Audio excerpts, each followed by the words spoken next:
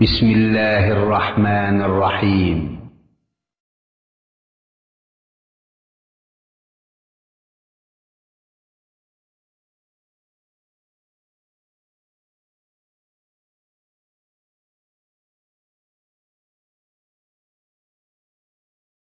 ولا تقربوا الزنا إنه كان فاحشة وساء سبيلا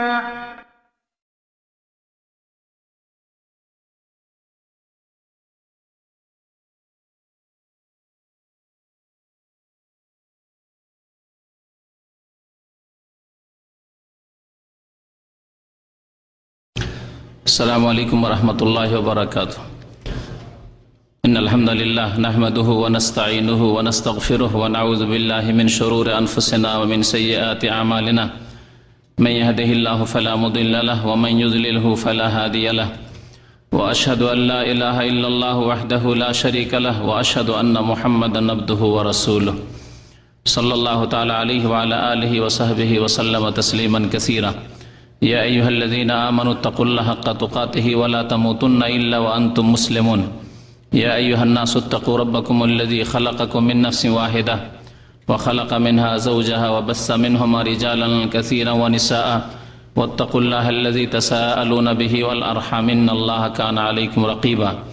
يا أيها الذين آمنوا اتقوا الله وقولوا قولا سديدا يصلح لكم أعمالكم ويغفر لكم ذنوبكم ومن يطع الله ورسوله فقد فاز فوزا عظيما. أما بعد فإن خير الحديث كتاب الله وخير الهدي هدي محمد صلى الله عليه وسلم وشر الأمور محدثاتها وكل محدثة بدعة وكل بدعة ضلالة وكل ضلالة في النار. أعوذ بالله من الشيطان الرجيم. بسم الله الرحمن الرحيم. ولا تقربوا الزنا إنه كان فاحشة وساء سبيلا. মহান আল্লাহ রাব্বুল আলামিনের যাবতীয় প্রশংসা যে আল্লাহ পাক রব্বুল আলামিন আমাদের জন্য পবিত্র বস্তুকে, পবিত্র কাজকে, ভালো কাজকে হালাল করেছেন। সে আল্লাহ পাক রব্বুল আলামিনের যাবতীয় প্রশংসা, হামদ এবং সানা, যিনি সমস্ত খারাপ কাজ, খারাপ কথা, খারাপ বস্তুকে হারাম করেছেন। দরুদ ও সালাম নাযিল হোক প্রিয় নবী মুহাম্মদ রাসূলুল্লাহ সাল্লাল্লাহু আলাইহি ওয়াসাল্লামের প্রতি, যিনি আমাদেরকে ভালো এবং মন্দের মাঝে পার্থক্য করার জন্য আল্লাহ পাক রব্বুল আলামিনের পক্ষ থেকে রাসূল হিসাবে প্রেরিত হয়েছেন এবং তার দাওয়াত তিনি সুন্দররূপে মানব জাতি পর্যন্ত পৌঁছে দিয়েছেন। আল্লাহুম্মা সাল্লি আলাইহি আল্লাহুম্মা বারিক আলাইহি।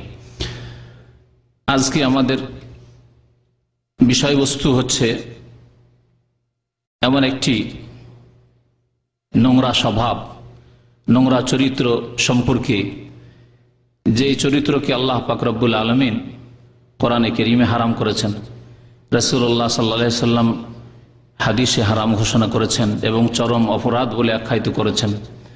এবং যতগুলি আসমানি কিতাব আল্লাহ পাক নাজিল করেছেন কোরআনে কারীমের পূর্বে, সমস্ত আসমানি কিতাবে সেই কাজকে, নোংরা কাজকে হারাম করেছেন। এমনকি মানব সমাজ, শুধু মুসলিম সমাজ নয়, মানব সমাজ যদি রুচিশীল হয়, যদি তাদের রুচি থাকে, রুচিতে বিকৃতি না আসে, যেমন এক শ্রেণীর লোকদের রুচিতে আজকাল বিকৃতি ঘটেছে। যেমন রোগী মানুষ যার জ্বর হয়ে যায়, সে জিহ্বায় স্বাদ পায় না, ভালো জিনিস খাওয়ালেও স্বাদ পায় না, তেমনি আজকালকার এক শ্রেণীর মানুষের রুচিতে বিকৃতি ঘটেছে। তাদেরকে বাদ দিয়ে অমুসলিম যারা, যাদের রুচি রয়েছে অমুসলিম হওয়া সত্ত্বেও, তারাও সেই কাজকে নোংরা মনে করে। আর সেই কাজ হচ্ছে জেনার অপরাধ, ব্যভিচার। এমন একটি নোংরা কাজ যাকে আল্লাহ পাক রব্বুল আলামিন কোরআনে কারীমে ফাহিশা, অশ্লীল এবং জঘন্য কাজ বলে আখ্যায়িত করেছেন। ফাহিশা বলা হয় এমন কাজকে, যেই কাজ আল্লাহ পাক রব্বুল আলামিনের নিকট তো হারাম, তাছাড়া প্রত্যেক মানুষ যাকে অত্যন্ত নোংরা এবং ঘৃণিত কাজ মনে করে, একে ফাহিশা বলা হয়। যেসব ফাহিশা কাজ বা কথা রয়েছে, বেশ কিছু রয়েছে, শুধু একটি বিষয় নয়। তার মধ্যে সবচাইতে যেগুলি নোংরা তার একটি হচ্ছে জেনা, আর একটি হচ্ছে সমকামিতা। এছাড়াও ফাহেসার অন্তর্ভুক্ত হচ্ছে উলঙ্গ হওয়া, অথবা যে অঙ্গগুলি নারী পুরুষে ঢেকে রাখতে হয় সেগুলিকে ঢেকে না রাখা। কোরআনে কারীমের ভাষায় আল্লাহ পাক রব্বুল আলামিন একেও অশ্লীলতা এবং ফাহেসা, নোংরা কাজ বলে আখ্যায়িত করেছেন। এইরকমই যেসব কথা, যেসব গান বাজনা, যেসব অশ্লীল কথা বা আচরণ মানুষের চরিত্রকে ধ্বংস করে, নষ্ট করে, অথবা ছায়াছবি আজকালকার জামানায় যেগুলি চরিত্রকে নষ্ট করে, সেগুলি হচ্ছে ফাহেসা, নোংরা কাজ বা নোংরা কথা বলা হয়েছে কোরআন এবং হাদিসের ভাষায়। আল্লাহ পাক রব্বুল আলামিন ফাহেসা থেকে সতর্ক করেছেন কোরআনে কারীম, ওয়ালা তাকরাবুল ফাওয়াহিশা মা যাহারা মিনহা মা বাতান। তোমরা নোংরা কাজগুলির, কথাগুলির কাছেও যাবে না, তা প্রকাশ্যে হোক অথবা গোপনীয় হোক। এই জেনা সম্পর্কে আল্লাহ পাক রব্বুল সূরা বনী ইসরাইল, তার অপর নাম হচ্ছে সূরাতুল ইসরা, যাতে আল্লাহ পাক রব্বুল ইসরা মেরাজে নবী করিম সাল্লাল্লাহু আলাইহি ওয়াসাল্লাম গিয়েছিলেন, তার ঘটনা দিয়ে শুরু করেছেন এই সূরা। এই সূরার আয়াত নম্বর 32 ইরশাদ করেছেন আল্লাহ পাক রব্বুল আলামিন, ওয়ালা তাকরাবুজ জিনা, তোমরা জেনার কি জেনা করিও না। আল্লাহ বলেছেন জেনার নিকটে যেও না, জেনার কাছেও যেও না। জেনা করা তো দূরের কথা, জেনার কাছেও যেও না, জেনার কাছে যাওয়া হারাম। ওয়ালা তাকরাবুজ জিনা, তাহলে বোঝা যাচ্ছে জেনার ক্ষেত্রে জেনার দূর থেকে একটা বর্ডার আছে, সীমানা আছে, ওই সীমানার কাছেও যেও না, বর্ডারের কাছে যেও না। ওয়ালা তাকরাবুজ জিনা, তারপরে কারণ হিসাবে আল্লাহ পাক বলছেন ইন্নাহু কানা ফাহিশা, কারণ এই চরিত্র হচ্ছে অত্যন্ত নোংরা চরিত্র, এই কাজ হচ্ছে অত্যন্ত অশ্লীল এবং ঘৃণিত কাজ, যা রুচিশীল মানুষও, কাফের হইলেও, বেদিন হইলেও, মুশরিক হইলেও সেই কাজ নিজের মায়ের জন্য পছন্দ করতে পারে না। কোন কাফের বলতে পারবে যে আমি আমার মায়ের জন্য এই কাজ পছন্দ করি, যদি তার রুচি থাকে, সে রোগাক্রান্ত না হয় চরিত্রের ক্ষেত্রে। আকীদার ক্ষেত্রে, ইমানের ক্ষেত্রে রোগাক্রান্ত হওয়া সত্ত্বেও এমনও ব্যক্তি ছিল মানব জাতির ইতিহাসে যারা এই জেনার, অশ্লীলতা থেকে, নোংরামি থেকে দূরে ছিল। নূহ আলাইহিস সালামের স্ত্রী, লূত আলাইহিস সালামের স্ত্রী, তারা মুসলিম ছিল না কাফের? কাফের। ঈমান নিয়ে এসেছিল নূহ আলাইহিস সালামের উপর, নূহ আলাইহিস সালামের বিবি ঈমান নিয়ে আসেনি। লূত আলাইহিস সালামের স্ত্রী ঈমান নিয়ে এসেছিল লূত আলাইহিস সালামের উপর, নবীর উপর, আল্লাহর উপর, ঈমান নিয়ে আসেনি। তাহলে তারা কাফের হয়ে মারা গেছে। তাদের জন্য চিরকালের জাহান্নামের আযাব রয়েছে পরকালে। কিন্তু দুনিয়ার ক্ষেত্রে, দুনিয়ায় তারা পার্থিব জীবনে, তাদের জীবনে তারা তাদের চরিত্র নষ্ট করেনি। তারা জেনাকারী, ব্যভিচারকারিনী ছিল না, তারা চরিত্রহীনা ছিল না। তাহলে কাফের হলেও যদি রুচি থাকে, তাহলে কাফেরও জেনার অপরাধকে নোংরা কাজ মনে করে। আরেকটি এখানে ঘটনা দিকে ইঙ্গিত করি, সিরাতের কিতাবাদিতে রয়েছে যে নবী করিম সাল্লাল্লাহু আলাইহি ওয়াসাল্লামের সামনে আবু সুফিয়ানের স্ত্রী হিন্দ, ওর নাম ছিল হিন্দ, কিন্তু আমাদের দেশের বক্তারা, আলেমরা হিন্দা হিন্দা বলে, কারণ আমাদের দেশের মহিলার নাম হইলে তা লাগাইতে হবে বা হা লাগাইতে হবে, তাই না? ফাতেমা, আয়েশা যেমন বলে অভ্যাস, হিন্দা, হিন্দ নাম ছিল। তো এই হিন্দ যখন ইসলাম গ্রহণ করার জন্য আসলো, যা করেছিল কুফর অবস্থায় করেছিল, আর যেসব করেছে, কিন্তু আল্লাহ পাক শেষ জামানায় ইসলাম কবুল করার তৌফিক দিলেন ওকে। ইসলাম কবুল করার জন্য আসলো, মৌখিক শপথ নবী করিম সাল্লাল্লাহু আলাইহি ওয়াসাল্লামের সাথে বায়াত, ইসলাম গ্রহণের শুরু হলো। নবী করিম সাল্লাল্লাহু আলাইহি ওয়াসাল্লাম তাকে বললেন যে তুমি শপথ করো, বায়াত করো যে আমি শিরিক করব না। ঠিক আছে, শিরিক করব না, আমি হত্যা করব না সন্তানদেরকে, সেই জামানায় সন্তানদেরকে হত্যা করা হয়তো, আমি জেনা করব না, আমার দ্বারা জেনা হবে না, বায়াত করো, শিরক করব না, আল্লাহর তাওহীদ বিশ্বাসী, একত্বে বিশ্বাসী, কাউকে খুন করব না, ছেলে মেয়েদের হত্যা করব না, জেনা করব না। শোনার সাথে সাথে হিন্দ আবু সুফিয়ানের স্ত্রী এবং মাওয়িয়া রাদিয়াল্লাহু তাআলা আনহুর মা, মাওয়িয়া মাওয়িয়া বিন আবি সুফিয়ান, আবু সুফিয়ানের ছেলে মাওয়িয়া রাদিয়াল্লাহু তাআলা আনহা, যিনি খলিফা ছিলেন, উমাইয়া বংশের প্রথম খলিফা এবং সাহাবী, সম্মানিত সাহাবী রাদিয়াল্লাহু তাআলা আনহু। হিন্দ বলে উঠলেন যে আওয়া তাজনিল হুররা, স্বাধীন নারী, স্বাধীন মহিলা কি জিনা করতে পারে? মুশরিকা, শিরক করেছে, ইসলামের বিরুদ্ধে লড়াই যুদ্ধে অংশ নিয়েছে কাফেরদের পক্ষ থেকে, এমনকি হামজা রাদিয়াল্লাহু তাআলা আনহুর কলিজাকে চিবাবার চেষ্টা করেছে, কলিজা কেটে কেটে মালা বানিয়েছে, এইসব ঘটনা তার। কিন্তু যখন নবী করিম সাল্লাল্লাহু আলাইহি সাল্লাম বললেন যে জিনা করবে না, এই ওয়াদা করো, শপথ করো, বলে উঠলেন হিন্দ রাদিয়াল্লাহু তাআলা আনহা, ইসলাম কবুল করেছেন রাদিয়াল্লাহু তাআলা আনহা। আওয়া তাজনিল হুররা, স্বাধীন মহিলা কি আবার জিনা করতে পারে? আশ্চর্য হয়ে জিজ্ঞাসা করছে। এমন শিরকের জামানায়, এমন কুফরির জামানায়, এমন অপরাধের জামানায়, মদ পানের জামানায়, সমস্ত অপরাধ ছিল মক্কায় সেই জামানায় মুশরিকদের মধ্যে, সেই জামানায় জেনাও ছিল। কিন্তু জেনা কার মধ্যে ছিল এই কথার দ্বারা বোঝা যায় স্বাধীন মহিলা জেনা করতে পারে। আজকাল সমস্ত মহিলারা স্বাধীন, আলহামদুলিল্লাহ, দাসী কেউ নেই, কারণ দাস প্রথা উঠে গেছে, শেষ হয়ে গেছে, তার সমাপ্তি ঘটে গেছে। তাহলে শিরকের অবস্থা থেকে এই ইসলাম কবুল করার জন্য এসেছেন এই মহিলা হিন্দ রাদিয়াল্লাহু তাআলা আনহা, আর এসে বলছে আওয়া তাজনিল হুররা, স্বাধীন মহিলা কোনদিন জিনা করতে পারে যে আমাকে ওয়াদা করতে হবে? হতে পারে না। জাহিলিয়াতের জামানায়, শিরক কুফরি জামানায় আমার দ্বারা জিনা হয়নি, কি করে এখন হইতে পারে?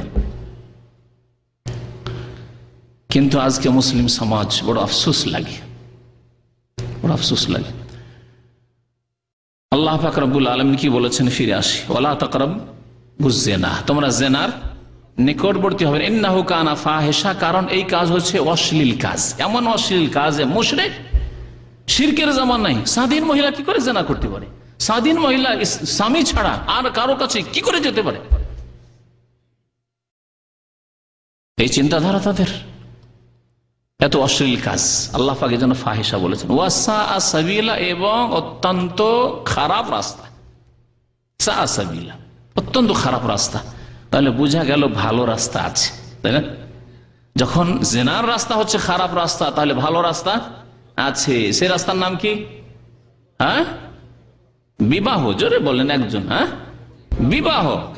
জি, বৈবাহিক সম্পর্কে আপনি আবদ্ধ হন কোন নারীর সাথে, আল্লাহ পাক রব্বুল আলামিন আপনার পেটের খোরাকের যেমন ব্যবস্থা করেছেন, পেটের খিদা দিয়েছেন, এই খিদা দূর করার জন্য, খিদা নিবৃত্তির জন্য আল্লাহ পাক রব্বুল আলামিন যেন হালাল রিজিক দান করেছেন।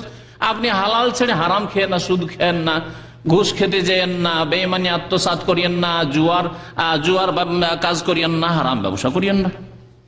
ঠিক তেমনি আল্লাহ পাক রব্বুল আলামিন যৌন ক্ষুধা দিয়েছেন, পেটের ক্ষুধার সাথে আল্লাহ পাক রব্বুল আলামিন যৌন ক্ষুধা দিয়েছেন। এই ক্ষুধা দূর করার জন্য আল্লাহ পাক রব্বুল আলামিন হালাল রিজিক দান করেছেন যে তুমি বিবাহ করো। হে যুবক, তুমি বিবাহ করো। আজকে এক ভাই বলছিলেন যে আজকে তো ওলিমার দাওয়াত আছে আপনাদের, তো বিবাহের আলোচনা হয়, ভালো ছিল। বিবাহের আলোচনা এর আগে অনেকগুলি হয়েছে, বেশ কিছুদিন আগে, হয়তো বছর খানেক হয়নি। আর আমাদের অনেক গুরুত্বপূর্ণ আলোচনা বাকি আছে, যেগুলি আলোচনা আমি মনে করি যে আল্লাহ জানে হায়াত কতদিন রয়েছে, তার আগে যত পারা যায় নতুন আলোচনা করাই ভালো হবে। আর পুরাতন আলোচনা বারবার রিপিট না করে নতুন কিছু যদি উম্মতকে দেওয়া যায়, তাহলে উম্মতের যদি ফায়দা হয় তো এটি সাদকা জারিয়া আমার জন্য হবে, এবং যেসব ভাইরা প্রচার করবেন, যেসব ভাইরা এতে অংশ নেবে, তাদের সাদকা জারিয়া হবে। তো জিনা সম্পর্ক বিবাহ ওলিমার সাথে আছে। হ্যাঁ, কিরকম সম্পর্ক আছে? বৈপরীত্যের সম্পর্ক। তাই না? সম্পর্ক দুই প্রকার, এক ভালো সম্পর্ক, খারাপ সম্পর্ক। একজন লোকের সাথে আপনার ভালো সম্পর্ক আছে, আর আরেকজন লোকের সাথে আপনার নর্মাল সম্পর্ক নাই, ভালো সম্পর্ক না, নর্মাল না, শত্রুতা আছে। তাহলে এটা একটা সম্পর্ক, খারাপ সম্পর্ক, খুব খারাপ সম্পর্ক। আমার বলছেন যে নর্মাল, ওকে চিনিও না, জানিও না, ওর সাথে সম্পর্ক, এরকম না, শত্রুতা। তো আল্লাহ পাক রব্বুল আলামিন জেনাকে হারাম করেছেন, এই হারাম রিজিক। আর হালাল রিজিক হচ্ছে বৈবাহিক সম্পর্কের মাধ্যমে আল্লাহ পাক রব্বুল যে পবিত্র সম্পর্ক দিয়েছেন, স্বামী স্ত্রী সম্পর্ক, দাম্পত্য জীবনের সম্পর্ক, সেই সম্পর্ক আল্লাহ পাক রব্বুল আলামিন এই জন্য বিবাহের জন্য কোরআন কারীম উৎসাহিত করেছেন। এবং বিবাহ যারা করতে পারে না, অসহায়, তাদের বিবাহ দিয়ে দাও। আল্লাহ পাক রব্বুল আলামিন বলেছেন ওয়ানকিহুল আয়ামা মিনকুম, তোমাদের মধ্যে যারা অবিবাহিত, বিবাহ করতে পারে না বা অবিবাহিতা, তাদের বিবাহ দেওয়ার ব্যবস্থা করো। এমনকি তোমাদের যারা কৃতদাস রয়েছে, ওয়াসসালিহিনা মিন ইবাদিকুম ওয়া ইমাইকুম, তোমাদের দাস দাসী রয়েছে, যদি সৎ হয় তাদেরও বিবাহ শাদী দিয়ে দাও। আল্লাহ পাক রব্বুল এইভাবে উৎসাহিত করেছেন যাতে করে হারামের রাস্তা বন্ধ হয়ে যায়, হারামের রাস্তা সংকুচিত হয়ে যায়, হারামের রাস্তার সুযোগ খারাপ লোকেরা না পায়। তো বলছিলাম যে আল্লাহ পাক রব্বুল আলামিন জেনাকে ফাহেশা বলেছেন এবং খারাপ রাস্তা বলেছেন। আল্লাহ পাক তাহলে সহি রাস্তা, সঠিক রাস্তা দিয়েছেন। আল্লাহ পাক সেই রাস্তায় আমাদেরকে চলার তৌফিক দান করেন এবং হালাল রাস্তায় বৈবাহিক সম্পর্কে আল্লাহ পাক আমাদের সকলে যেন বরকত দান করেন। আল্লাহ পাক আমাদেরকে, আমাদের স্ত্রী, আমাদের ছেলে মেয়ে, সবকিছুতে আল্লাহ পাক আমাদের রিজিকে আল্লাহ পাক যেন বরকত দান করেন। এই জেনা, আল্লাহ পাক বলেছেন যে জেনার নিকটে যেও না। তাহলে আপনাদেরকে জিজ্ঞাসা করি, একজন দুজন করে জবাব দেবেন, সবাই না বলে। জেনার কাছে যাওয়া তাহলে কি হতে পারে? আল্লাহ বলছেন জেনার কাছে যেও না। জেনার কাছে যাওয়া যেমন কি হইতে পারে? যে এমন কিছু কাজ করলে জেনার কাছে যাওয়া হয়। নারী পুরুষের অবাধ মেলামেশা, নারী পুরুষের অবাধ মেলামেশা যে কোনো জায়গায় হোক, কর্মক্ষেত্রে হোক, আর ফ্যাক্টরিতে, ইন্ডাস্ট্রিতে হোক, অথবা শিক্ষা অঙ্গনে হোক, স্কুল কলেজ ইউনিভার্সিটিতে হোক, যেখানে হোক না কেন, হোটেলে হোক, নারী পুরুষের অবাধ মেলামেশা হচ্ছে জেনার কাছে চলে যাওয়া। আপনার মেয়েরা, আপনার বোনেরা, আপনার আত্মীয় স্বজন যেসব মহিলা রয়েছে, তারা যদি অবাধ মেলামেশায় পুরুষদের সাথে, অপর পুরুষদের সাথে কাজকর্ম করে, চলাফেরা করে, তাহলে এটি হচ্ছে জেনার কাছে চলে যাওয়া। অথবা আপনারা পুরুষ মানুষ যদি এইরকম করেন যে যেখানে জরুরি নয় সেখানে আপনি নারীদের কাছাকাছি চলে যাচ্ছেন, যেখানে শরীয়ত অনুমতি দেয় না সেখানে নারীদের সাথে অবাধ মেলামেশা, এটি হচ্ছে জেনার কাছে চলে যাওয়া আপনার, যা হচ্ছে এক ধরনের জেনা। ওয়ালা তাকরাবুজ জেনা। আর কি হতে পারে জেনার কাছে যাওয়া? নির্জনতা অবলম্বন করা। একজন পুরুষ যুবক অপর কোন মহিলা যার সে মাহারাম নয়, মানে স্থায়ীভাবে তার সাথে বিবাহ শাদী হারাম নয়, তার সাথে নির্জনে বসা, নির্জনে গল্প করা, নির্জনে কথা বলা, নির্জনতা।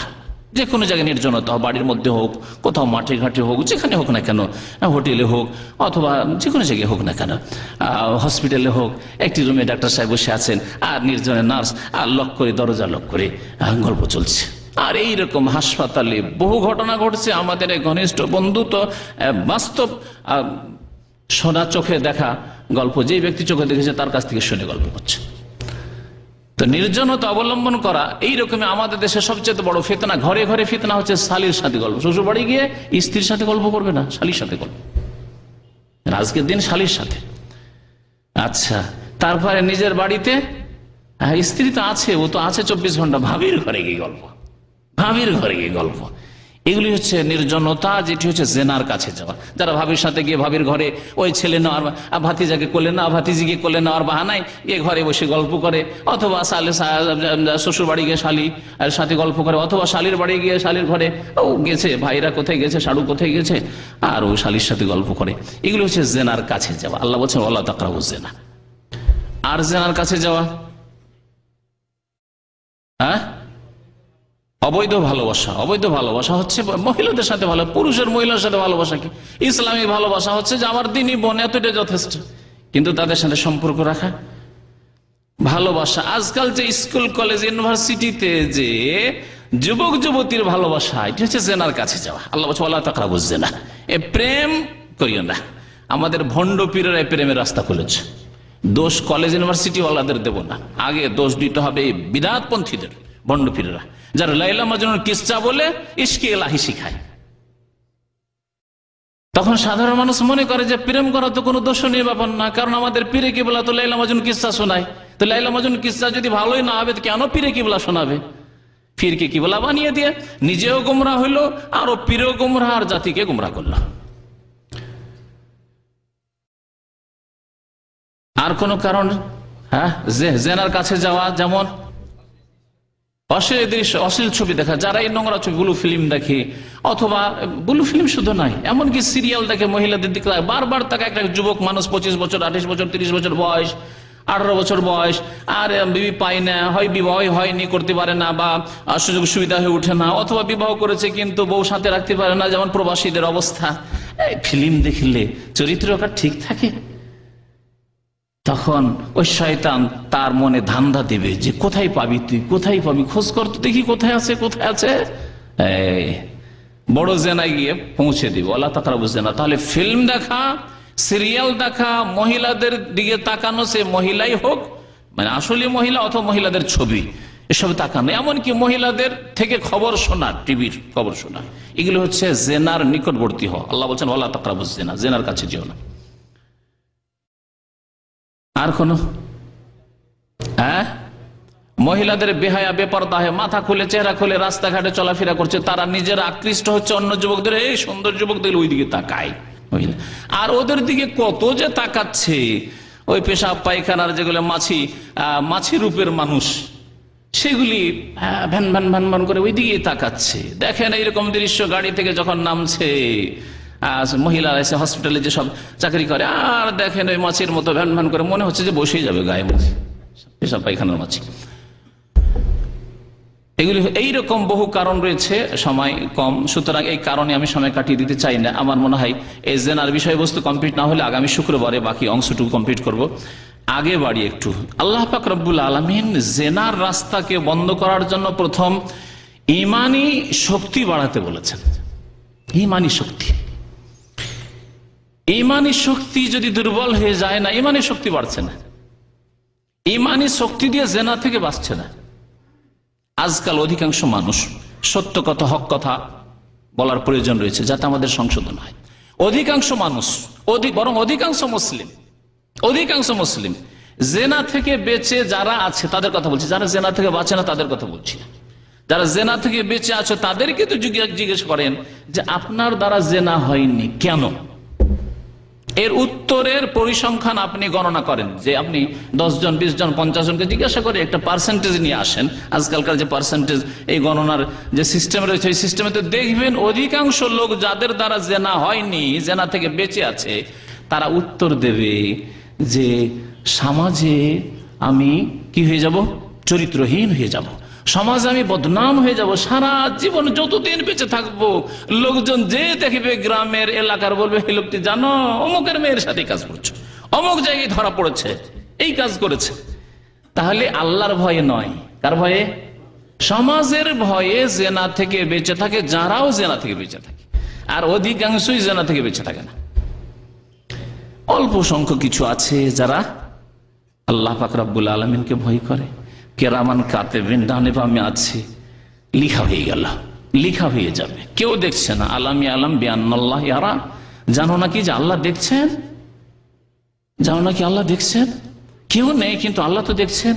এই রকমের ঈমানওয়ালা মানুষ ইসলাম তৈরি করতে চেয়েছে, যাদের জন্য কোনো শাস্তির প্রয়োজন নেই, পানিশমেন্টের প্রয়োজন নেই, যাদের জন্য জেলখানার প্রয়োজন নেই, প্রশাসনের কোনো প্রয়োজন নেই, আল্লাহকে ভয় করে সমস্ত পাপ থেকে বেঁচে থাকে, চুরি ডাকাতি জেনা খুন সমস্ত কাজ থেকে, সমস্ত পাপ থেকে, পাপের কাজ থেকে বেঁচে থাকবে যদি আল্লাহর ভয় থাকে। আল্লাহর ভয় যাতে করে তৈরি হয় কোরআন এবং হাদিস, সে আল্লাহ পাক রব্বুল আলামিন তার রাসূল সাল্লাল্লাহু আলাইহি সাল্লাম এইভাবে তরবিয়ত করতে চেয়েছেন মানব জাতিকে। যাদের তরবিয়ত হলো না কাজ, তাহলে জেনার জন্য কঠোর শাস্তি আল্লাহ পাক রব্বুল আলামিন দুনিয়ার শাস্তি নির্ধারণ করেছেন, আর আখিরাতের শাস্তি রয়েছে। এক শাস্তি হচ্ছে দুনিয়ার শাস্তি, যাকে বলা হয় হদ। হদ মানে হচ্ছে শরীয়তের দণ্ডবিধান, শাস্তি, শরীয়তের নির্ধারিত শাস্তি। আল্লাহ পাক হদ নির্ধারিত করেছেন কয়েকটি পাপের ক্ষেত্রে, আর বাকি যেগুলি পাপ রয়েছে সেই পাপগুলির ক্ষেত্রে যদি আল্লাহ পাক রব্বুল শাস্তি নির্ধারিত না করেন, সেটা কাজীর উপর ছেড়ে দেওয়া হয়েছে। মুসলিম কাজী যারা ইসলামী আইনের বাস্তবায়ন করবে, এবং ইসলামিক সরকার উপর ছেড়ে দেওয়া হয়েছে, এবং তাদেরকে একটি বিধানের অনুমতি দেওয়া হয়েছে, সেটি হচ্ছে তাজির বলা হয়, মানে শাস্তিমূলক কিছু করা, সিদ্ধান্ত নেওয়া। এই তাজির শরীয়তে রয়েছে। যেসব শাস্তির ক্ষেত্রে আল্লাহ পাক রব্বুল আলামিন দণ্ডবিধান নির্ধারিত করেছেন তার একটি হচ্ছে কি জিনা। আর যেমন হত্যা করা, খুন করা, তাহলে ইচ্ছা করে যদি খুন করে তাহলে কিসাস আল্লাহ পাক ফরজ করেছেন। যদি চুরি করে তাহলে হাত কাটা আল্লাহ ফরজ করেছেন। এগুলিকে হদ বলা হয়। জেনার হদ আল্লাহ পাক রব্বুল নির্ধারিত করেছেন। তাহলে যারা আল্লাহ পাকের ভয়ে সংশোধন করবে না তাদের জন্য দুনিয়ার কিছু শাস্তি রয়েছে। এই শাস্তির যদি বাস্তবায়ন করা হয় তাহলে মুসলিম সমাজে জেনার সংখ্যা কমে আসবে না আসবে না?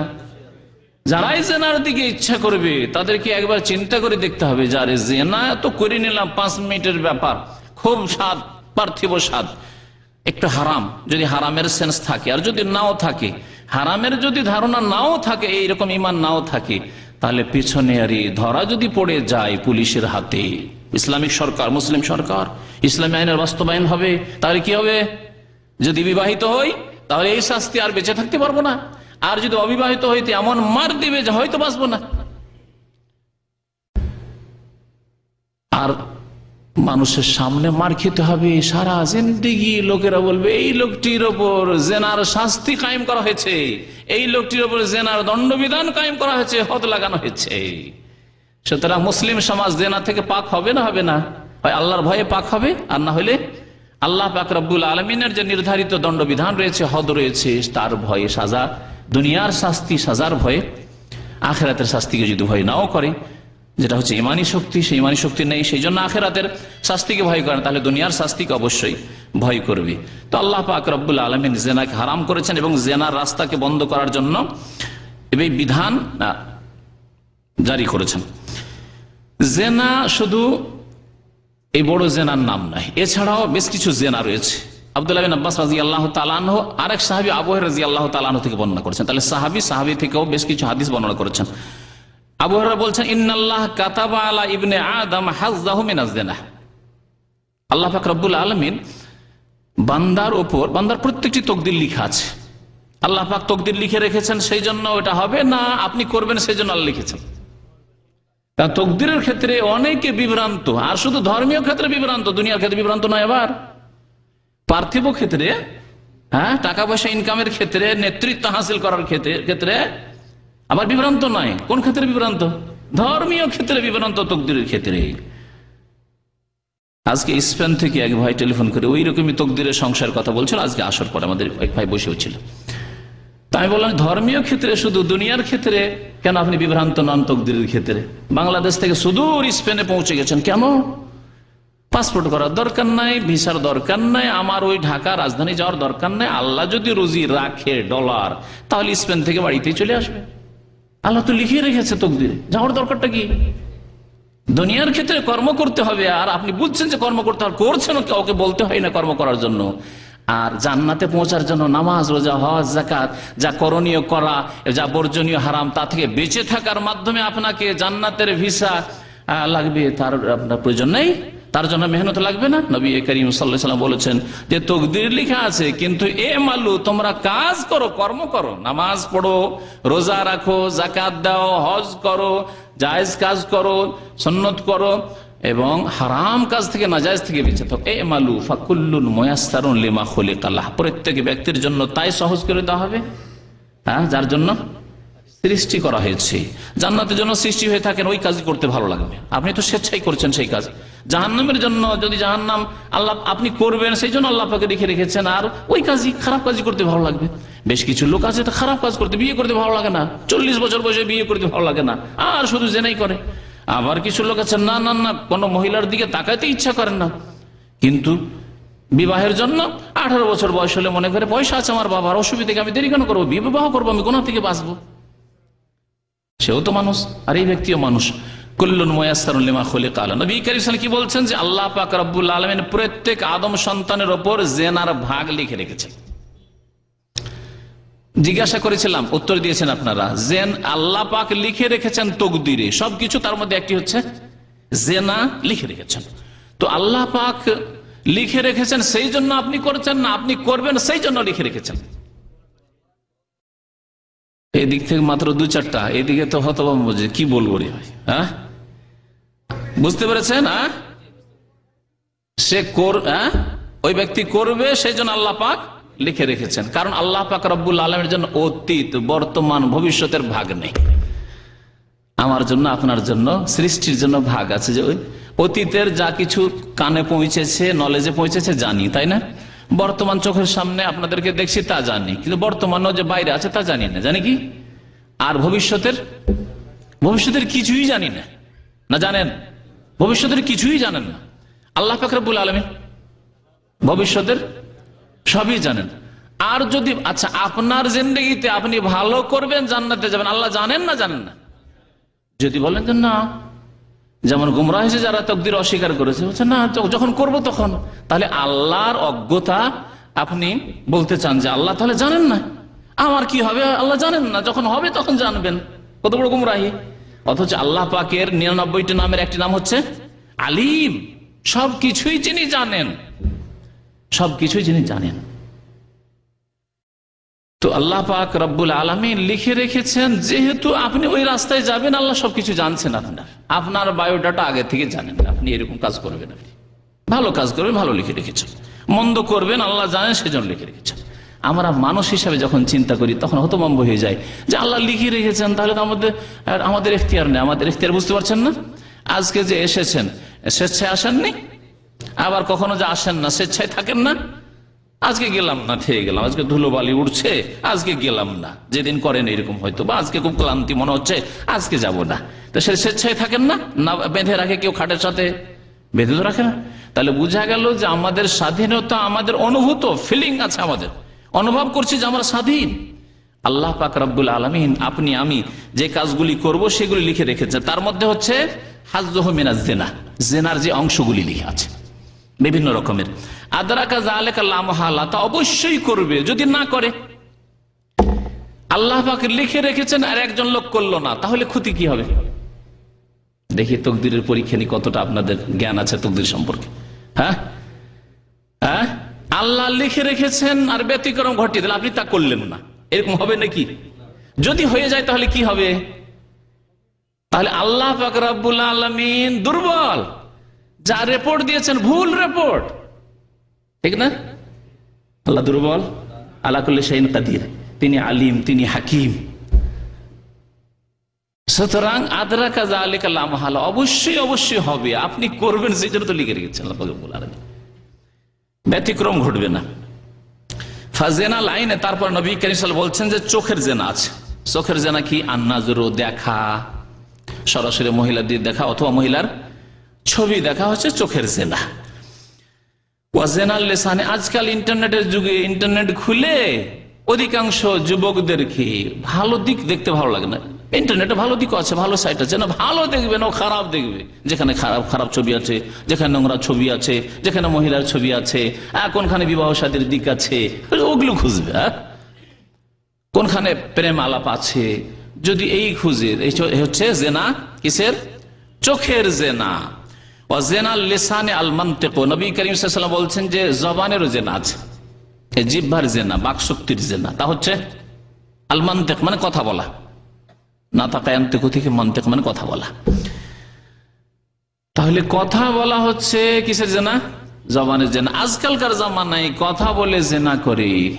আল্লাহ পাক একটি বড় নিয়ামত দিয়েছেন দুনিয়ার, যেই নিয়ামত দিয়ে অনেক উপকৃত আমরা হচ্ছি, সেই নিয়ামতকে আল্লাহর শুকরিয়ার কাজে, নেকির কাজে, ভালো কাজে ব্যবহার না করে হারাম কাজে যুবকরা ব্যবহার করে। তা হচ্ছে মোবাইল। যুবতীরা, স্কুল কলেজের যুবতীদের হাতে 18 বছরের মেয়ে, 16 বছরের মেয়ে, আর মোবাইল তুলে দিয়ে দিল। আর এই মোবাইল দিয়ে কত কিছু করছে বাবা। তাহলে তার জন্য রাস্তা সহজ করে দিচ্ছে, মেয়ের জন্য, বোনের জন্য রাস্তা সহজ করে দিচ্ছে যে তোমাকে কোথাও প্রেম প্রীতি করতে হবে, আর ওই জবানের জেনা করতে হবে, কথার জেনা করতে হবে, তার জন্য মোবাইল নাও। জবাব দিতে হবে কাল কিয়ামতে এরকম অভিভাবকদের, ভাইদেরকে জবাব দিতে হবে, বড় ভাইদেরকে জবাব দিতে হবে, বাবাকে জবাব দিতে হবে, জবাব দিতে হবে, অভিভাবককে জবাব দিতে হবে। এইরকমই যেসব যুবকরা আল্লাহর এই নিয়ামতকে খারাপ কাজ ব্যবহার করছেন, সুম্মা লা তুসআলুনা ইয়াওমাইযিন আনিন নাঈম, অতঃপর তোমাদেরকে সেই দিন নিয়ামত সম্পর্কে জিজ্ঞাসা করা হবে। মোবাইল দিয়েছিলাম বাবু তোমার পকেটে, এই মোবাইলকে কোন কাজে ব্যবহার করেছো? তুমি প্রেম করেছো, তুমি কোন মহিলার আওয়াজ পেলে আবার বারবার ওকে টেলিফোন করা শুরু করেছে। কেউ যদি ভুল করেই দেয়, রং নম্বর চলে আসে, আর পিছনে লেগে গেল, বারবার টেলিফোন। আজকাল অনেক লোকদের এইরকম কুচরিত্র রয়েছে। আল্লাহ পাক যেন আমাদের হেফাজত করেন। ওয়ান্নাফসু তামান্না, আর মনের জেনা হচ্ছে, মনেরও জেনা আছে। মনের জেনা হচ্ছে জেনার কামনা বাসনা করা, আকাঙ্ক্ষা করা, সুযোগ পাওয়া যেত যদি, সুযোগ পাওয়া যেত যদি, চান্স পেতাম যদি, চান্স পায় না কিন্তু চান্স পাওয়া যেত যদি, কোথাও খবর পেতাম, কোথায় কি আছে না আছে। এই তামান্না ওয়া তাশতাহি, আগ্রহ করা এবং লালসা করা, সুযোগ সুবিধা খোঁজা, এগুলো হচ্ছে মনের জেনা। ওয়াল ফারজু ইউসাদ্দিকু যালিকা ওয়া ইউকাযযিবুহু, আর লজ্জা স্থান, এই যে জবানের জেনা, চোখের জেনা আর মনের জেনা, এগুলির সত্যায়ন করে, মানে বাস্তবায়ন করে, অথবা বাস্তবায়ন করতে অক্ষম হয়, পারে না। চেষ্টা চালায় করতে গিয়ে হয়তো এই বড় হারাম, এই কাবিরায় লিপ্ত হয়ে যায়। মনে রাখবেন যে সাগিরা, ছোট গুনাহ বারবার করলে তা সাগিরা থাকে না, কাবিরা হয়ে যায়। সুতরাং কেউ যদি প্রেম আলাপ করতে থাকে, প্রেম আলাপ মানে তো একদিনের নয়, একদিনে কোনো কথা একটা বলে দিছে রহস্য না, তাহলে সে সাগিরা আর নেই, কাবিরা। ওই রকম হাতের জেনা রয়েছে। হাতের জেনা হচ্ছে স্পর্শ করা, পায়ের জেনা হচ্ছে জেনার কাজে অথবা অশ্লীল জিনিস দেখার জন্য, অশ্লীল কথা শোনার জন্য, ফিল্ম টেলিম সিনেমা এসব শোনা দেখার জন্য কি করা, পায়ে হেঁটে যাওয়া, এগুলি হচ্ছে অঙ্গ প্রত্যঙ্গের জেনা। একটি কথা বলি, কাল কিয়ামতে আমাদের বিরুদ্ধে সাক্ষী দেবে, অনেকে সাক্ষী দেবে, তার মধ্যে অঙ্গ প্রত্যঙ্গ, শরীরের অঙ্গ প্রত্যঙ্গ সাক্ষী দেবে। আলিয়াউমা নাখতিমু আলা আফওয়াহিহিম ওয়া তুকাল্লিমুনা আইদিহিম ওয়া তাশহাদু আরজুলুহুম, হাতে কথা বলবে, পায়ে সাক্ষী দেবে।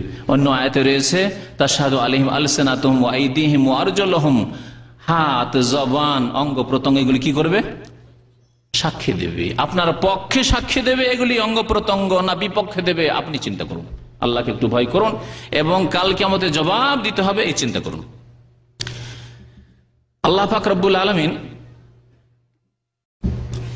জিনাকে খুব বড় অপরাধ বলে আখ্যায়িত করেছেন। এই জন্য কোরআনে কারীম আল্লাহ পাক রব্বুল আলামিন সূরা ফুরকানের কয়েকটি আয়াতে যেখানে রহমানের বান্দাদের গুণাবলী আল্লাহ পাক উল্লেখ করেছেন, সেখানে রহমানের বান্দাদের একটি গুণ হচ্ছে যে তারা শিরিক করে না। ওয়াল্লাযীনা লা ইয়াদউনা মা আল্লাহি ইলাহান আখার, শিরিক করে না। ওয়ালা ইয়াকতুলুনা আন-নাফসাল্লাতী হারামাল্লাহু ইল্লা বিল হক, এবং তারা অন্যায়ভাবে কি করে না, হত্যা করে না। তাহলে খুনি হতে পারে না। আল্লাহর বান্দা যারা রহমানের বান্দা, রহমানের অনুগত, অবাধ্য নয়। বান্দা দুই প্রকার, এক হচ্ছে অনুগত বান্দা আর এক হচ্ছে অবাধ্য নাফরমান বান্দা। না, নাফরমান বান্দা অনুগত বান্দা, আল্লাহ তোমার বান্দা, আমি তোমার গোলাম, তোমার বিধান মেনে চলি, তোমার রাসূলের তরিকা আমি মেনে চলি, অনুগত বান্দা। রহমানের বান্দা শিরিক করতে পারে না, রহমানের বান্দা খুন করতে পারে না, ওয়ালা ইয়াজনুন, আর রহমানের বান্দা আল্লাহর বান্দা কি হইতে পারে না, জেনাকারী, ওয়ালা ইয়াজনু, জেনাকারী হইতে পারে না। ওয়া ইয়াফআল যালিকা ইয়ালকা আসামা, আর যদি কেউ এইসব কাজ করে তাহলে বহু গুনাহ নিয়ে জাহান্নামে যাবে। আলকা আসামা, আসাম গুনাহর বোঝা নিয়ে জাহান্নামে যাবে। ইউদাআফ লাহুল আযাব ইয়াউমাল কিয়ামা, কিয়ামতের দিনে তাদের জন্য দ্বিগুণ শাস্তি, বহুগুণ শাস্তি করা হবে। ইউদাআফ মানে শুধু দ্বিগুণ না, বহুগুণ শাস্তি করা হবে, শাস্তি বৃদ্ধি করে দেওয়া হবে। ওয়া ইয়াখলুদ ফীহি মুহানা, এবং জাহান্নামে চিরকাল লাঞ্ছিত, অপদস্থ হয়ে অবস্থান করবে। ইয়াখলুদ আল্লাহ পাক বলেছেন। তাহলে কি জেনাকারী চিরকাল জাহান্নামে থাকবে, মুশরিক চিরকাল জাহান্নামে থাকবে, খুনি চিরকাল, আল্লাহ পাক কয়েক আয়াতে চিরকালের কথা বলেছেন। এই জন্য আহলে সুন্নাত ওয়াল জামাতের আকীদা, খুনিরও শাস্তি হচ্ছে চিরকাল জাহান্নাম। কিন্তু আল্লাহ পাক তার রহমতে যদি তার ঈমান থাকে এবং নামাজ থাকে, আমাদের দেশে এরকম লোক পাবেন জিনা করে, 5 ওয়াক্ত নামাজি, পাওয়া মুশকিল। নামাজ থাকে, ঈমান থাকে, তাওহীদ থাকে, শিরক না থাকে, তাহলে কুফরি না থাকে, তাহলে কোনদিন আল্লাহ পাক উদ্ধার করতে পারেন। চিরকালকে, মানে এখানে চিরকাল বলা হয়েছে, দীর্ঘকালকে বলা হয়েছে, অথবা চিরকালই তার শাস্তি, কিন্তু আল্লাহ পাক তার রহমতে কোনদিন বের করবেন যদি নেক আমল থাকে, অর্থাৎ তাওহীদের পরে নামাজ থাকে। ওয়াখলুদ ফীহি মুহানা, তাহলে এই হচ্ছে কোরআনে কারীমের অপরাধ। 3টি অপরাধ, বহু অপরাধ রয়েছে। ইমাম যাহাবী রাহমাতুল্লাহ 70-এর বেশি কাবিরা গুনাহ উল্লেখ করেছেন। তার মধ্যে 3 নম্বরের গুনাহ আল্লাহ পাক কোরআনে কারীমে কি উল্লেখ করলেন, জিনার অপরাধ। এই জেনা সম্পর্কে নবী করিম সাল্লাল্লাহু আলাইহি ওয়াসাল্লাম কি আব্দুল্লাহ ইবনে মাসউদ রাদিয়াল্লাহু তাআলা সহিহ বুখারী মুসলিমের হাদিস জিজ্ঞাসা করলেন যে আইয়ু যামবি আকবার বা আযমা ইনদাল্লাহ, ইয়া রাসূলুল্লাহ, আল্লাহ রাসূল সাল্লাল্লাহু আলাইহি ওয়াসাল্লাম, আইয়ু যামবি আযমা ইনদাল্লাহ, কোন গুনাহ সবচেয়ে বড় আল্লাহ পাকের নিকটে? নবী করিম সাল্লাল্লাহু আলাইহি ওয়াসাল্লাম উত্তর কি বলেছিলেন? আনতাজআলা লিল্লাহি নিদ্দান ওয়া হুয়া খালাকাকা, আল্লাহ পাক তোমাকে সৃষ্টি করলো আর তাকে ছেড়ে দিয়ে তার তুমি পার্টনার শরীক বানিয়ে দিলে, এটি হচ্ছে সবচেয়ে বড় অপরাধ। সৃষ্টি করলেন আল্লাহ, আপনার রূপ চেহারা দিলেন আল্লাহ, শ্বাস প্রশ্বাস দিলেন আল্লাহ, হায়াত দিলেন আল্লাহ, নিয়ামত দিলেন আল্লাহ, আর কবর মাজারে সিজদা, দেবী দেবতা প্রতিমা পুতুলকে সিজদা, 8 রশিয়ার মাইজ ভান্ডারিতে আজমিরে গিয়ে হাজির সিজদা করার জন্য, সন্তান চাওয়ার জন্য, রোগের আরোগ্য চাওয়ার জন্য। আনতাজআলা লিল্লাহি নিদ্দান ওয়া হুয়া খালাকাকা, আল্লাহকে না ডেকে ইয়া রাসূলুল্লাহ মাদাদ বলা, আল্লাহকে না ডেকে ইয়া খাজা বাবা, ইয়া টুসি বাবা, সবচেয়ে বড় অপরাধ হচ্ছে এই অপরাধ। আনতাজআলা লিল্লাহি নিদ্দান, আল্লাহর শরীক বানিয়ে দাও।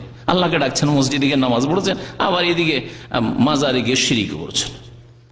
এ কথা হাদিসে বলা হয়নি যে আল্লাহকে ছেড়েই দিল একবারে আর তারপরে অন্যের পূজা করলো, বরং কি বলা হয়েছে? আল্লাহ নিদ মানে শরীক বানিয়ে দেন, আল্লাহকে ডাকছেন, আবার আল্লাহ ছাড়া অন্যকেও ডাকছেন। আপনি খাজা বাবাকে ডাকছেন, গৌসে আজম বলছেন, গৌসে আজম কে? হ্যাঁ, এদের কাছে, বিদাতীদের কাছে কবর পূজা আব্দুল কাদের জিলানী গৌসে আজম মানে মহান উদ্ধারকারী, ওদের মহান উদ্ধারকারী হচ্ছে আব্দুল কাদের জিলানী, আর আমাদের মহান উদ্ধারকারী হচ্ছে আল কাদের, আল্লাহ পাক রব্বুল আলামিন। আল্লাহ পাক রব্বুল যিনি আল কাদের, তিনি মহান উদ্ধারকারী একমাত্র। কোন মানুষ, এমনকি রাসূলুল্লাহ সাল্লাল্লাহু আলাইহি ওয়াসাল্লাম, এমনকি আদম, নূহ, কোন নবী রাসূল মহান উদ্ধারকারী গৌসে আজম হওয়া তো দূর কথা, গৌসই হইতে পারে না। আজমটা বাদ দিয়ে দেন, গৌস হইতে পারে, উদ্ধারকারী হইতে পারে না।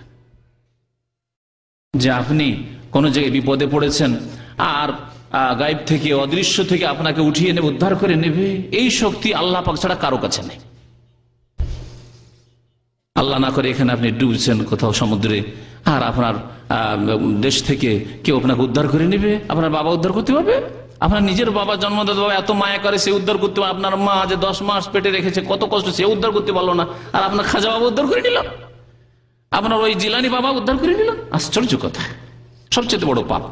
তারপরে নবী করিম সাল্লাল্লাহু আলাইহি ওয়াসাল্লাম কে জিজ্ঞাসা করেন আব্দুল্লাহ বিন মাসউদ, সুম্মা আইয়ু, তারপর কোন গুনাহ? কি বলেছিলেন?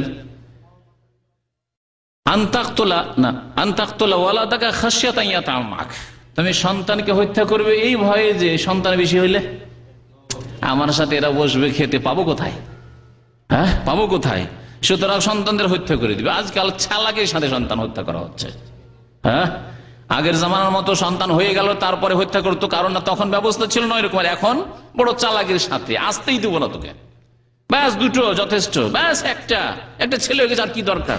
আর যদি ছেলে একটা না হয়, মেয়ে হয়ে যায় তো আরেকটা দেখি যদি আরেকটা হয়, একটা ছেলে হয়, বাস আর না।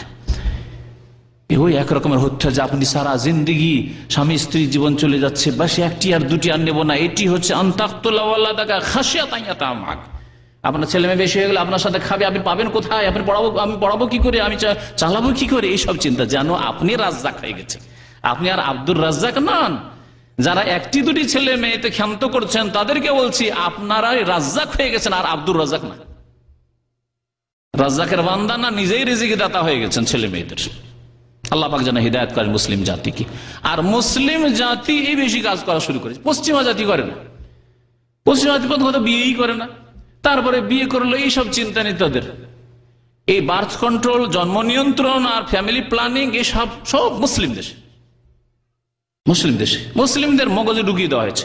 তোমাদের বেশি ছেলে মেয়ে হইলে তোমরা খাওয়াইতে পারবে না, গরিব মানুষ, সুতরাং বেশি ছেলে মেয়ে নিও না। তকদিরের প্রতি ইমান শেষ, আল্লাহ যে রাজ্জাক তার প্রতি ইমান শেষ, নিজের রাজ্জাক হয়ে বসে আছে, আর তকদিরের প্রতি বিশ্বাস নেই তাদের, যে আল্লাহ প্রত্যেককে দুনিয়ায় পাঠায় তার রিজিকের সাথে। 3 নম্বরের গুনাহ, সুম্মা আইয়ু, আব্দুল্লাহ বিন মাসউদ জিজ্ঞাসা করলেন তারপর কোন গুনাহ? বলে আনতুজানিয়া হালিলাতা জারিকা, তোমার প্রতিবেশীর বিবির সাথে যদি জেনা করে, এটি সবচেয়ে বড় অপরাধ। তাহলে জেনা বড় অপরাধ, আর তার মধ্যে যদি এমন ক্ষেত্রে, এমন জায়গায় আপনি জেনা করেন যেখানে আপনার ওপর অনেকটা আস্থা করা হচ্ছে, শুধু প্রতিবেশী বলে নয়, প্রতিবেশী নয় কিন্তু আপনার উপর আস্থা আছে, আপনি যাতায়াত করেন, আত্মীয়, দূরে থাকে আপনার ভাই, আপনার আস্থা করে যে আমার নিজের ভাই, একে আর আমার বদমাইশি করতে পারে, একে আর খেয়ানত করতে পারে, আমার স্ত্রীর সাথে এইরকম শয়তানি করতে পারে। আপনাকে ছোট ভাই বলে আদর করেছে, কোলে করে মানুষ করেছে, আর আপনি জেনার রাস্তা খুলে দিলেন ভাবির সাথে। শালি ভাবছে আপনার ভাইরা ভাই অথবা শাড়ু ভাবছে যে এই তো আমার আত্মীয়, আত্মীয় মনে করেছে, বেড়াতে গেছেন, আর বেড়াতে গিয়ে আপনি আসলে বেড়াতে যাননি, জেনা করতে। জি, কাবিরা গুনাহ জিনা। আর সবচেয়ে বড় কাবিরা হচ্ছে যদি যারা আস্থা করে আপনার উপর, তাদের ঘরে গিয়ে যদি জিনা করেন আপনি। আনতুজানিয়া হালিলাতা জারিকার অর্থ হচ্ছে প্রতিবেশী, কারণ প্রতিবেশী অনেক সময় বাইরে চলে যায়, আস্থা করে যে আমার বাড়িতে কোনো প্রয়োজন হলে বিপদে আপদে এই প্রতিবেশী দেখাশোনা করবে একটু, বা হয়তো হাট বাজার করে দেওয়ার জন্য কখনো প্রয়োজন পড়বে। এবং আরেকটি বিষয় আছে যে প্রতিবেশী কখন বাইরে যায়, ডিউটিতে যায়, কখন বাড়িতে থাকে আপনার জানা আছে, কখন শহরে থাকে না, দামাম শহরে নাই, না বাইরে চলে গেছে, কখন বিদেশ চলে গেছে, কখন আসবে আপনার জানা আছে। সুতরাং এইরকম ক্ষেত্রে জিনা হওয়ার সম্ভাবনা বেশি যদি মনে শয়তানি থাকে, মনে যদি পাপের ব্যাধি থাকে, ফায়াতমা আল্লাযী ফি কলবিহি মারাদ, সুযোগ গ্রহণ করবে। সেই জন্য নবী করিম সাল্লাল্লাহু আলাইহি ওয়াসাল্লাম বলেছেন আকবরুল কাবায়ের, সমস্ত গুনাহগুলির চাইতে বড় গুনাহ হচ্ছে যে আপনজনের মাঝে জিনা করা। জিনার দুনিয়ার শাস্তি, দুনিয়ার শাস্তি আল্লাহ পাক রব্বুল আলামিন দুনিয়ার শাস্তি দণ্ডবিধান বলছিলাম কি জন্য কায়েম করতে বলেছেন, যাতে করে জিনার রাস্তা বন্ধ হয়ে যায় বা কমপক্ষে সংকুচিত হয়ে যায়। বন্ধ হবে না, হয়তো দুটো চারটা থাকবে, কিন্তু তার সংখ্যা কমে আসবে। দেখেন আজকে আলহামদুলিল্লাহ সৌদি আরবে ভিতরে কার বাড়িতে কি হচ্ছে সেটা আল্লাহ পাক জানে। সেই ক্ষেত্রে আপনার মুখস্থ বলা আপনার জন্য জায়েজ নাই, এই হচ্ছে সেই হচ্ছে। আল্লাহ পাক তাদের হিসাব নেবেন যারা লুকিয়ে গোপনে ভিতরে কি করছে না করছে। কিন্তু রাস্তাঘাটে, পার্কে, আর সমুদ্র বিচে কোথাও দেখছেন, এই স্কুল কলেজ ইউনিভার্সিটি দেখছেন কোথাও এরকম দৃশ্য? কিন্তু দেখেন যেসব দেশে ইসলামী আইনের বাস্তবায়ন নাই সেখানে যে কোনো জায়গায় বরং পতিতালয় খোলা আছে, অনুমোদন দেওয়া আছে, অনুমতি দেওয়া আছে। এখানে একটি কথা আরো বলি, জেনা ইসলামে জেনা বলা হয়েছে সর্ব অবস্থায় জেনা, কিন্তু আজকাল মানব রচিত বিধানে জেনা জেনা অপরাধ কখন, যদি ধর্ষণ হয়, মানে জবরদস্তি, যদি যেটাকে বলা হচ্ছে যে জবরদস্তি যদি করা হয়, তাহলে সম্মতি যদি না থাকে মহিলার তাহলে হইল অপরাধ। আর যদি সম্মতি থাকে, ক্লাসমেট একই সাথে পড়াশোনা করে অথবা মন মিলে গেছে, তাহলে ক্যা করেগা কাজী, মিয়া বিবি রাজি তো ক্যা করেগা কাজী, কিচ্ছু করার নেই। আল্লাহ পাক রব্বুল আলামিন জিনাকে সর্ব অবস্থায় হারাম করেছেন। যেমন মিথ্যা সর্ব অবস্থায় হারাম, মিথ্যার মধ্যে সাদা মিথ্যা আর কালো মিথ্যা, হোয়াইট আর ব্ল্যাকের পার্থক্য নেই, ঠিকই তেমনি জিনা সমস্ত অবস্থায় অপরাধ। এই নয় যে মানব রচিত বিধান আজকে মানুষ মাথায় করে নিয়েছে, আর মুসলিম সমাজ কি করে মানব রচিত বিধানকে কবুল করে নিয়েছে। জিনা তারপরে কোনো অপরাধ নয় যদি সম্মতি থাকে। এমনকি ধর্ষিতাও যদি হয় আর যদি আদালতে কেস যায়, তাহলে ওই ছেলেকে হয়রান না করে মেয়েকে বেশি হয়রান করা হয়, তারই হয়রানি বেশি হয়ে যায়। আজকে মানব রচিত বিধানের ফয়সালা এরকমই হচ্ছে। আল্লাহ পাক রব্বুল আলামিন মুসলিম উম্মতকে মানব রচিত বিধান থেকে মুক্ত হয়ে কোরআনে কারিমের বিধান কায়েম করার জন্য তৌফিক দান করেন। আল্লাহ পাক রব্বুল আলামিন যে দণ্ডবিধান দিয়েছেন তা হচ্ছে দুই প্রকার, কারণ মানুষ হচ্ছে দুই প্রকার, বিবাহিত, অবিবাহিত। বিবাহিত ব্যক্তি যার কাছে স্ত্রী আছে অথবা স্ত্রী নেই, মনে রাখবেন যে এই ক্ষেত্রে অনেকে মনে করে যে শুধু স্ত্রী যদি থাকে তাহলে তার শাস্তি হচ্ছে এরকম। ধরেন এমন লোক যে স্ত্রী কোন এককালে ছিল, অর্থাৎ বিবাহ করেছিল, কিন্তু স্ত্রী মারা গেছে, বর্তমানে স্ত্রী নেই, অথবা স্ত্রীকে তালাক দিয়ে দিয়েছে, তালাক হয়ে বা স্ত্রী তালাক নিয়ে চলে গেছে, স্ত্রী নেই, তাকে কি বলবেন? বিবাহিত। কোন এককালে বিবাহিত, মহসান বলা হয়েছে। মহসান অর্থাৎ যে বিবাহিত হয়েছে, কোন কালে বিবাহিত হয়েছে, এখন তার স্ত্রী থাক আর নাই থাক তাদের হুকুম এক। অর্থাৎ আল্লাহ পাক রব্বুল আলামিন যে এই রিজিক রেখেছেন, সেই রিজিক কোনদিন সে গ্রহণ করেছে, এই আসাদন গ্রহণ করেছে, স্বাদ চেখেছে, তাদের জন্য এক রকমের শাস্তি। আর যারা ওই দুনিয়ার ফিল্ডের নামেনি, অর্থাৎ বিবাহিত নয়, বিবাহ কোনোদিন হয়নি, তাদের জন্য আল্লাহ পাক রব্বুল আলামিন আলাদা শাস্তি দিয়েছেন, শাস্তি নির্ধারিত করেছেন। শাস্তি কি? সূরা নূরে আল্লাহ পাক রব্বুল আলামিন দ্বিতীয় আয়াতে ইরশাদ করেছেন, আয-যানিয়াতু ওয়াজ-যানি ফাজলিদু কুল্লা ওয়াহিদিন মিনহুমা মিআতা জালদা। এখানে অবিবাহিত নারী এবং পুরুষ, আয-যানিয়াতু ওয়াজ-যানি, আল্লাহ বলছেন জেনাকারিনী মহিলা, আয-যানিয়াতু ওয়াজ-যানি এবং জেনাকারী পুরুষ, ফাজলিদু কুল্লা ওয়াহিদিন মিনহুমা, তাদের প্রত্যেককে তোমরা কি লাগাও? বেত্রাঘাত করো, কোড়া লাগাও, বেত্রাঘাত করো। মিআতা জালদা, কতটি? 100 কোড়া লাগাও, 100টি বেত্রাঘাত করো। এই হচ্ছে শাস্তি যারা অবিবাহিত বা অবিবাহিতা। এই ক্ষেত্রে কোনো নম্রতা অবলম্বন করবে না, এই ক্ষেত্রে স্বজন প্রীতি করবে না, কাউকে কাছে কাউকে দূরে, যদি কোনো রকমের রাগ থাকে তো এই সুযোগ, যেমন আমাদের দেশে যে সামাজিক বিচারগুলি হয় তাতে তাই হয়, তাই না? সামাজিক বিচার যেগুলোকে সালিস বলেন, এখন সালিস মানে তৃতীয় পক্ষ, সালিস আরবি শব্দ, কিন্তু এই সালিসে অধিকাংশ সালিসে জুলম হয়। যদি পক্ষের লোক হয় তাহলে 7 খুন মাপ। কেমন করে এদেরকে মাপ করাইতে হবে তার বুদ্ধি আছে ওই মাতাব্বরদের, নেতাদের। আর যদি বিপক্ষের লোক হয়, বিরোধী অথবা কোন কালের শত্রুতা ছিল, বিদ্বেষ ছিল, তাহলে এই সুযোগ ভালো করে একেবারে পিষে দিয়ে দেবে, এই জুলমের জবাব দিতে হবে। এই হচ্ছে মানব রচিত বিধান। মানব রচিত বিধান মানে শুধু আদালত ভাববেন না, এই বড় বড় চিন্তাটা ভাববেন না। গ্রামে গ্রামে সালিস হচ্ছে মানব রচিত বিধান দিয়ে, যেখানে যেমন ইচ্ছা বিচার করে দেওয়া হলো, যেখানে যেমন ইচ্ছা সালিসের ফয়সালা দিয়ে দেওয়া হলো, কোরআন হাদিস দেখার প্রয়োজন করে না। মানব রচিত বিধান। আল্লাহ ওমাল্লাম ইয়াহকুম বিমা আনজালাল্লাহু ফাউলাইকা হুমুল কাফিরুন ফাসিকুন জালিম, 3টি আয়াত মর্মে রয়েছে। কেউ কাফের হবে, কেউ জালেম হবে, কেউ ফাসিক হবে, সর্বনিম্ন ফাসিক জালেম হবে। এরাই সমাজের যারা সালিস করে অধিকাংশই জালেম হয়, অধিকাংশই ফাসিক হয় এরা। আর যদি আল্লাহর বিধানকে অস্বীকার করে অথবা মনে করে যে আমরা সালিস, আমাদের এই অধিকার আছে বিচার করার, এই বিচার করার অধিকার আছে, আবার কোরআন হাদিস দেখার কি প্রয়োজন? হুজুর, শেখ আপনাদের কি দরকার, মৌলানা সাহেব আপনাদের কি দরকার, আপনারা আপনার জায়গায় থাকেন, আমরা এগুলো বিচার করবো, আমরা দেখে নেব, তাহলে কাফেরও হয়ে যাবে। মনে রাখবেন, আল্লাহ পাক রব্বুল আলামিন 100টি বেত্রাঘাত করতে বলেছেন। আল্লাহ বলছেন ওয়ালা তাখুযকুম বিহিমা রাফা, এই ক্ষেত্রে নম্রতা অবলম্বন করবে না, মারতে গিয়ে হালকা মার দিয়ে কোন রকম ছেড়ে দাও। 10টি বেতকে শুনেছেন কিনা, 10টি বেতকে একসাথে বেঁধে নিয়ে রশি দিয়ে ঠেকিয়ে নিল, শুধু স্পর্শ করিয়ে নিল, হয়ে গেল। ওয়ালা তাখুযকুম বিহিমা রাফাতুন ফি দীনিল্লাহ, আল্লাহর দ্বীন বলা হয়েছে। তাহলে জেনার শাস্তি দেওয়াকে কি বলা হয়েছে? আল্লাহর দ্বীন, আল্লাহর দ্বীন। ইন কুনতুম তুমিনুনা বিল্লাহি ওয়াল ইয়াউমিল আখির, যদি তোমাদের আল্লাহর প্রতি ঈমান থাকে, বিশ্বাস থাকে এবং পরকালে বিশ্বাস থাকে, তাহলে এই ক্ষেত্রে কোনো নম্রতা অবলম্বন করবে না। এর নাম হচ্ছে দ্বীন। দ্বীন এইভাবে প্রতিষ্ঠা করতে হবে। আল্লাহ পাক রব্বুল যাদের হাতে ক্ষমতা দিয়েছেন তাদেরকে যেন তার তৌফিক দান করে। তো এই ছিল জেনার শাস্তি যদি অবিবাহিত হয়। আর যদি বিবাহিত হয় তাহলে এর শাস্তি কোরআনে কারিমে আছে না রাসূলুল্লাহ হাদিসে আছে? কোরআনে কারিমের যে আয়াত ছিল, আপনার অবগতির জন্য বলি, কিন্তু কোরআনে কারিমের আয়াতকে আল্লাহ পাক আয়াতটিকে, আয়াতের শব্দ বাক্যকে আল্লাহ রহিত করেছেন, হুকুম বিধান মওজুদ আছে। সূরা আহজাবে একটি আয়াত ছিল, আল্লাহ পাক রব্বুল আলামিন কোরআনে কারিমে মনসুখ বলা হয়, মনসুখ অর্থাৎ রহিত। কিছু আছে বিধানকে রহিত করেছেন, কিছু আছে আয়াতকে রহিত করেছেন, কিন্তু বিধান মওজুদ আছে। কিছু আছে আয়াত বিধান উভয়কে রহিত করেছেন।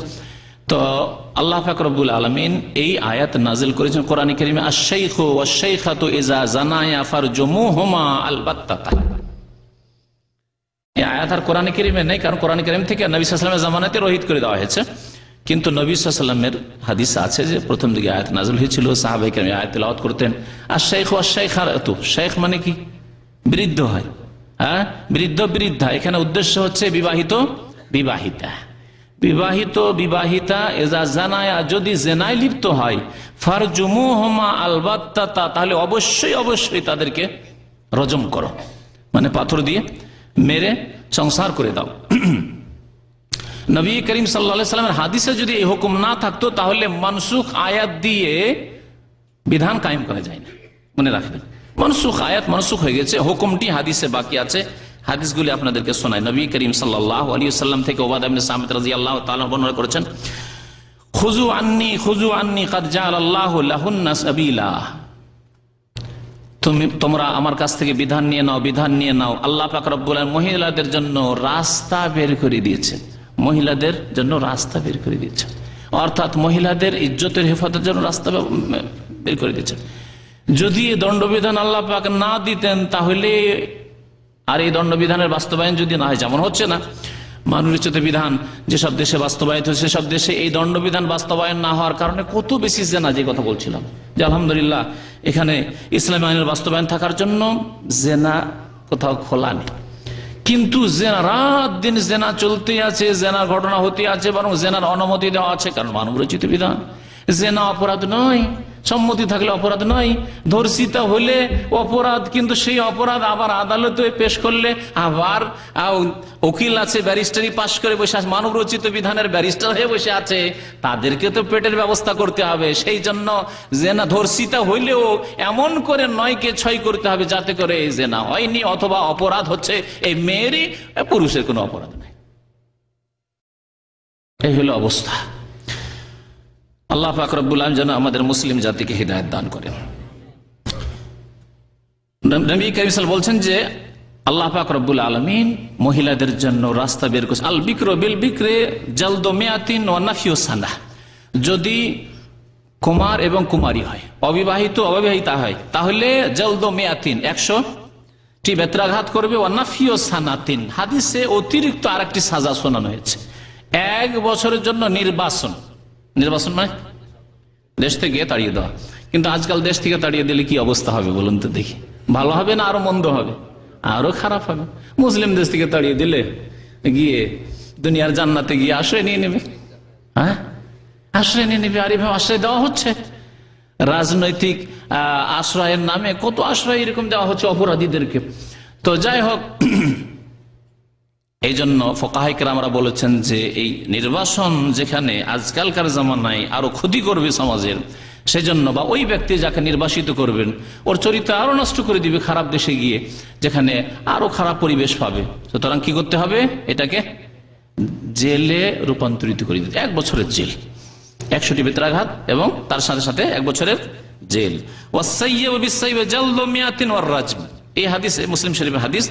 যদি বিবাহিতা জেনা হয় তাহলে কি করবে, রজম করবে, এবং রজমের আগে 100টি বেত্রাঘাত করবে। এই সম্পর্কে ফুকাহায়ে কেরামদের ইখতিলাফ আছে। কিছু উলামারা বলছেন যে 100টি বেত্রাঘাত করার পরে রজম করতে হবে, আর কিছু উলামারা বলছেন যে যখন রজম, অন্য হাদিস আছে শুধু রজমের কথা আছে, রজম করলেই তো যথেষ্ট, সুতরাং রজমই তার জন্য যথেষ্ট। নবী করিম সাল্লাল্লাহু আলাইহি ওয়াসাল্লাম হাদিস দ্বারা স্পষ্ট হলো জেনাকারীদের দুনিয়ার শাস্তি। নবী করিম সাল্লাল্লাহু আলাইহি ওয়াসাল্লাম আরেকটি হাদিস রয়েছে মুত্তাফাক আলাইহি, বুখারী মুসলিমের, লা ইয়াহিল্লু দামু ইমরিইন মুসলিম, কোন মুসলিমের রক্ত হালাল নয়, কোন মুসলিমের রক্ত হালাল নয়। ইয়াশহাদু আল্লা ইলাহা ইল্লাল্লাহ, যে বলে আল্লাহ ছাড়া কেউ সত্য মাবুদ নেই, ওয়া আন্নী রাসূলুল্লাহ, আর আমি মুহাম্মদ সাল্লাল্লাহু আলাইহি ওয়াসাল্লাম আল্লাহর রাসূল, ইল্লা বিইহদা সালাসিন, তবে 3টি অপরাধের কোন একটি অপরাধ করলে। তাহলে মুসলিম যদি 3 অপরাধের কোন এক অপরাধ করে তাহলেই তার রক্ত হালাল, না হইলে চতুর্থ কোন রাস্তা নেই রক্ত হালাল হবে। প্রথম কি হচ্ছে, আন-নাফসু বিন-নাফস, খুনের বদলাই খুন। যদি কোনো ব্যক্তিকে খুন করে তাহলে তার বদল, আল্লাহ বলেছেন কুতিবা আলাইকুমুল কিসাস, তোমাদের জন্য কিসাসকে বিধিবদ্ধ করা হয়েছে, ফরজ করা হয়েছে। আর আস-সাইয়্যিবু বিস-সাইয়্যিব, যদি বিবাহিতা জেনা করে তাহলে তার জন্য রজম করে সংসার করতে, পাথর দিয়ে সংসার করতে হবে। আর তৃতীয় হচ্ছে আত-তারিকু লিদীনিহি ওয়াল মুফারিকু লিল জামাআহ, যে ব্যক্তি নিজের দিন ইসলাম ছেড়ে দিয়ে ইসলামী জামাত থেকে বেরিয়ে চলে গেল।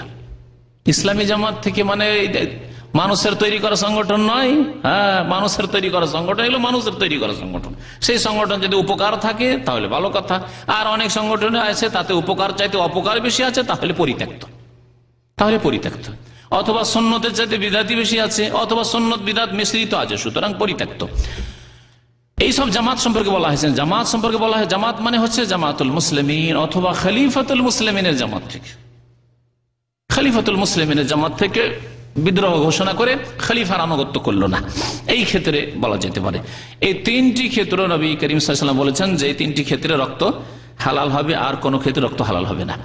দুনিয়ার ক্ষেত্রে জেনাকারীর একটি হুকুম, সময় প্রায় শেষের দিকে, একটি হুকুম বলে শেষ করি, আখিরাতের শাস্তির কথা ইনশাআল্লাহ তাআলা আগামী শুক্রবারে আলোচনা করব।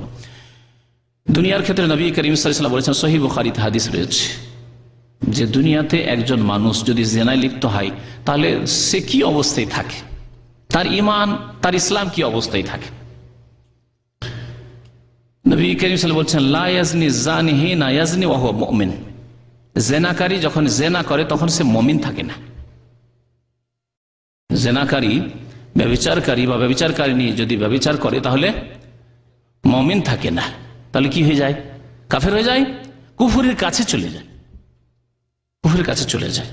এর ব্যাখ্যা একটি সাহাবায়ে কেরাম থেকে রিওয়ায়াত রয়েছে যে ঈমান তার অন্তর থেকে, কলব থেকে উঠে যায়।